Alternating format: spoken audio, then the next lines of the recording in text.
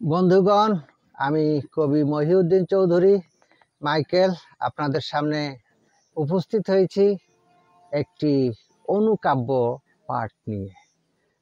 আমার আজকের অনুকাব্যের নাম সাফল্য।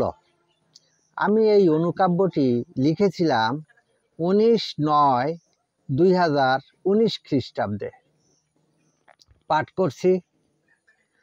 লাগানো গাছ জলস্রোতের ধারে, ঠিক সময় হলে কিন্তু ফল ধরে।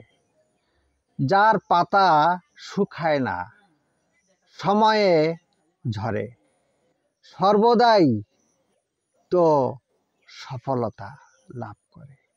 সর্বদাই তো সফলতা লাভ করে।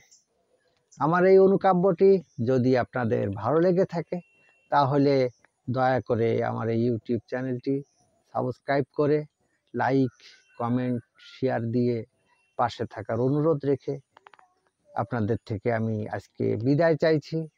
সবাইকে শুভেচ্ছা, শুভকামনা, অবিরাম অন্তহীন পথ চলা নিরন্তর। ধন্যবাদ।